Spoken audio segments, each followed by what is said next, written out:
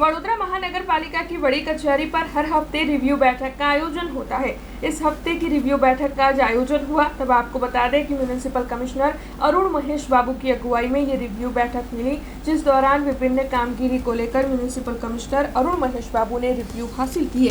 खास तौर पर केवड़िया में राष्ट्रीय एकता दिवस मनाया जाने वाला है। वहां पर वडोदरा महानगर पालिका की ओर से भी एक टीम भेजी गई है, उसे लेकर रिव्यू लिए गए थे।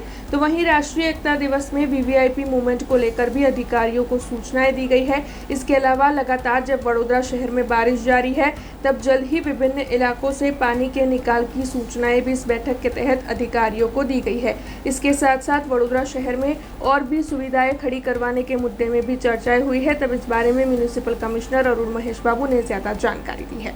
આજે ટ્યુઝડે જે રિવ્યુ બેઠક છે એમાં સૌ પહેલાં જે એકતાનગરમાં 31 તારીખ જે થનાર કાર્યક્રમ છે એના માટે જે વડોદરા મહાનગરપાલિકાના જે સપોર્ટ સિસ્ટમ છે તે સેનિટેશન, ફૂડ અને સ્ટ્રે ડોગ્સની કંટ્રોલ અલગ અલગમાં જે કામગીરી આપવામાં આવી છે એ બાબતમાં અલગ અલગ ટીમ સાથે પણ ચર્ચા કરી છે.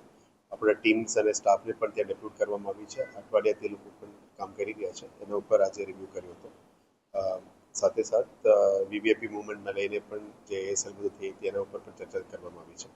સિટીની મુદ્દાની વાત કરીએ તો હજી જે હેલ્થ ઇશ્યુઝમાં અત્યારે જે ફ્લૂ કેસીસ વધી રહ્યા છે ક્લાઇમેટ ચેન્જના કારણે એના ઉપર અત્યારે ભાર મૂકવામાં આવી છે અને એમઓએચને સૂચના આપવામાં આવી છે કે જે સ્પોરાડિક કેસીસ આવે છે એને માપિંગ કરીને ત્યારના ત્યાં જ અર્બન હેલ્થ સેન્ટર સાથે જોડીને લોકોને એમની સુવિધા માટે અને એને જે દવાઓ આપવાની છે એ પણ એના ઉપર પ્રાયોરિટી આપવાનું કીધું છે. સેકન્ડ, જે ડ્રેનેજ અને વોટર લોગિંગ જે સિટીમાં ગઈકાલે રાતના વરસાદમાં થઈ છે એ બધા મોટાભાગમાં ગઈકાલે રાતે જ અમે મેઇન રોડમાં નિકાલ કરી દીધી છે. આખા રાત ટીમ્સ ફિલ્ડમાં હતી અને આ લોકોની પાણીનો નિકાલ કરવામાં આવી છે. અને વોર્ડ લેવલમાં જે ઇન્ટરનલ રોડની અંદર વોટર લોગિંગ છે એ બધાને અત્યારે લગભગ 22 પમ્પ્સ કાર્યરત છે અને સાથે સાથ આપણા સુપર સકર મશીન્સને પણ ડિપ્લોય કર્યા છે.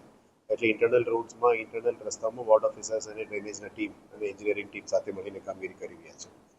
વોટર ડિસ્ટ્રીબ્યુશનની અંદર કંઈ તકલીફ ના પડે, આ વખતે દિવાળી વખતે કંઈ તકલીફ ના પડ્યું, છતાં પણ કોઈ જગ્યામાં પાણી વિતરણમાં તકલીફ ના પડે એના માટે કાળજી રાખવા માટે તમામ પાણી પુરવઠા સિસ્ટમને પણ કાળજી રાખીને કામગીરી કરવા માટે એમને સૂચના આપી છે.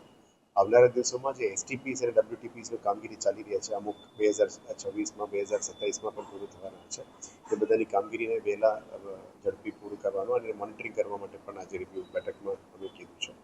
ગાર્ડન્સની વાત કરીએ, પબ્લિક સ્પેસીસમાં લગભગ 100+ ગાર્ડન્સ કાર્યરત છે અને નવા 5 ગાર્ડનમાં 2 મોટું ગાર્ડન્સની પ્લાનિંગ ચાલી રહ્યા છે અને 25 ગાર્ડન વિભાગ દ્વારા પ્લાનિંગ ફેઝમાં છે. એને પબ્લિક સ્પેસીસ વધારે સિટીમાં થાય, લોકો પબ્લિક સ્પેસીસ યુઝ કરી શકે એ બાબતની તૈયારીઓ કરવાનું કીધું છે.